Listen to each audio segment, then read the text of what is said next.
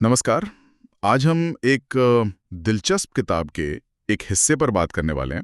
इसका नाम है टैक्स, निगम और वित्तीय शिक्षा का रहस्य। और ये जो अंश है, ये टैक्स और कंपनियों की दुनिया पर मतलब एक अलग ही रोशनी डालता है। इसमें ना टैक्स को लेके दो बिल्कुल अलग अलग नजरिए सामने आते हैं। ये कैसे हो सकता है? हाँ, बिल्कुल।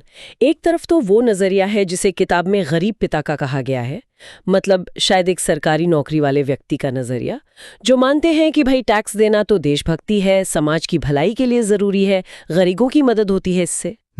और दूसरी तरफ है अमीर पिता का विचार।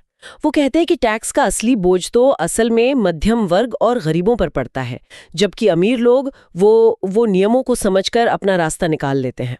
अच्छा, तो चलिए इसी स्रोत के आधार पे थोड़ी पड़ताल करते हैं कि ये सिस्टम आखिर काम कैसे करता है।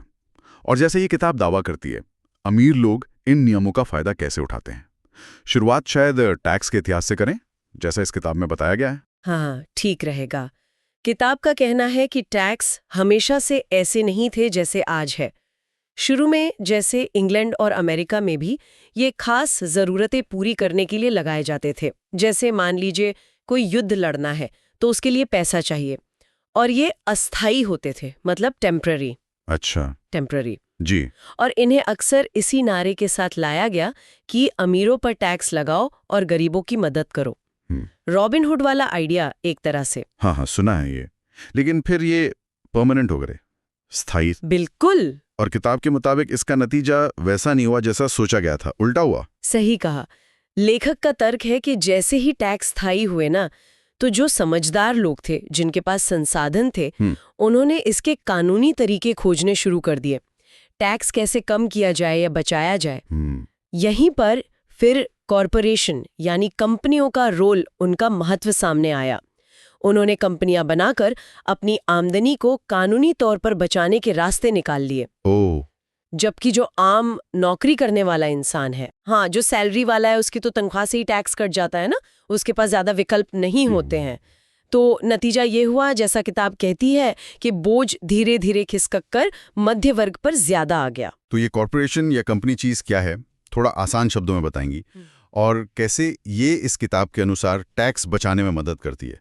देखिए, कॉरपोरेशन या कंपनी सीधे शब्दों में कहें तो एक कानूनी ढांचा है। ये उस बिजनेस को, उस व्यापार को, उसके मालिकों से एक अलग कानूनी पहचान देता है, जैसे वो खुद एक व्यक्ति हो, एक अलग कानूनी इकाई। हाँ, बिल्कुल। और किताब इसके कई फायदे गिनाती है, खासकर टैक्स के मामले में। पहला तो यही कि कंपनियों के लिए जो टैक्स की दरें होती हैं और नियम होते हैं, वो अक्सर व्यक्तियों से अलग होते हैं, कई बार कम भी होते हैं। अच्छा, और दूसरा फायदा, वो मुझे काफी अहम लग रहा था जब मैं पढ़ रहा था। हाँ, वो खर्चों का हिसाब है। ये बहुत महत्वपूर्ण है। देखिए, एक आम नौकरी वाला इंसान है, वो पहले कमाता है, फिर सरकार उस कमाई पर टैक्स लेती है, और फिर जो पैसा बचता है उसे वो खर्च करता है। हाँ बिल्कुल, सैलरी आई, टैक्स कटा, फिर खर्चे। सही। लेकिन कंपनी के साथ, जैसा किताब बताती है, हिसाब बिल्कुल उल्टा है। कंपनी पहले अपनी कमाई से सारे जायज खर्चे निकालती है। जायज खर्चे मतलब जैसे ऑफिस का किराया है, कर्मचारियों की तनख्वाह है, बिजनेस के लिए की गई यात्रा का खर्च है, और भी बहुत कुछ। ये सब खर्चे पहले दिखाए जाते हैं। फिर जो मुनाफा बचता है ना, सिर्फ उस बचे हुए मुनाफे पर टैक्स लगता है। ओह, यानी खर्च पहले, टैक्स बाद में? बिल्कुल, यही फ्रेज इस्तेमाल किया गया है, खर्च पहले, टैक्स बाद में। और ये एक बहुत बड़ा फर्क पैदा कर देता है। ये तो सोचने का बिल्कुल अलग ही तरीका है। और तीसरा फायदा भी था शायद। हाँ, तीसरा है कानूनी सुरक्षा, प्रोटेक्शन।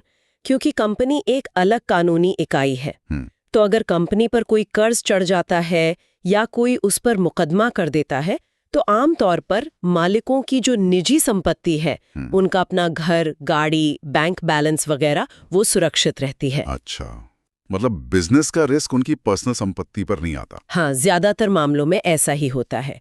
ये जोखिम कम करने का एक बहुत बड़ा तरीका है। तो अगर इस किताब की बात माने, तो सिर्फ कड़ी मेहनत करना ही काफी नहीं है अमीर बनने के लिए, बल्कि पैसों के और कानून के जो नियम हैं, उनको समझना, यानी वित्तीय साक्षरता, वो ज्यादा जरूरी है। हाँ, इस स्रोत का जो केंद्रीय संदेश है, वो काफी हद तक यही है। किताब ये कहती है कि अमीर लोग अक्सर कानून तोड़ते नहीं हैं। ऐसा नहीं है कि वो गैर कानूनी काम कर रहे हैं, बल्कि वो कानून को, टैक्स सिस्टम को इतनी अच्छी तरह समझते हैं, उसकी बारीकियों को जानते हैं कि वो कानूनी दायरे में रहते हुए ही उस सिस्टम का अपने फायदे के लिए इस्तेमाल कर पाते हैं। बिल्कुल, ज्ञान ही शक्ति है वाली बात हो गई। बिल्कुल, उनका ये ज्ञान ही उनकी असली ताकत है, ऐसा किताब का मानना है। तो इस पूरी बातचीत से जो बात उभर के आ रही है मेरे लिए तो कम से कम वो ये है कि टैक्स और कॉरपोरेट नियमों की समझ होना ये सिर्फ पैसा बचाने का तरीका नहीं है, बल्कि ये आर्थिक सिस्टम में अपनी जगह बनाने का, आगे बढ़ने का एक शक्तिशाली जरिया हो सकता है। कम से कम इस किताब के नजरिए से तो यही लगता है। बिल्कुल, ये स्रोत हमें सोचने पर मजबूर करता है। क्या वाकई वित्तीय ज्ञान और नियमों की ये समझ ही आर्थिक सफलता की असली चाबी है, जैसा वो अमीर पिता सिखाते हैं? ये जानकारी को, उस नॉलेज को ताकत में बदलने जैसा है। आज हमने देखा कि कैसे टैक्स और कॉरपोरेशन को लेकर एक बिल्कुल अलग, शायद कुछ लोगों के लिए चौंकाने वाला दृष्टिकोण पेश किया गया है स्रोत में। वाकई नियमों की समझ का हमारे आर्थिक जीवन पर कितना गहरा असर हो सकता है, ये सोचने वाली बात है। हाँ, और यहीं से एक और बड़ा सवाल खड़ा होता है, जिस पर ये स्रोत आगे भी बात करता है कि अगर सिर्फ नौकरी करने से या सिर्फ कड़ी मेहनत करने से अमीर बनना इतना मुश्किल है, तो फिर दौलत बनती कैसे है? किताब के मुताबिक अमीर लोग पैसे के लिए काम क्यों नहीं करते, बल्कि पैसे को अपने लिए काम पर कैसे लगाते हैं? ये एक दिलचस्प सवाल है जिस पर शायद आगे विचार किया जा सकता है।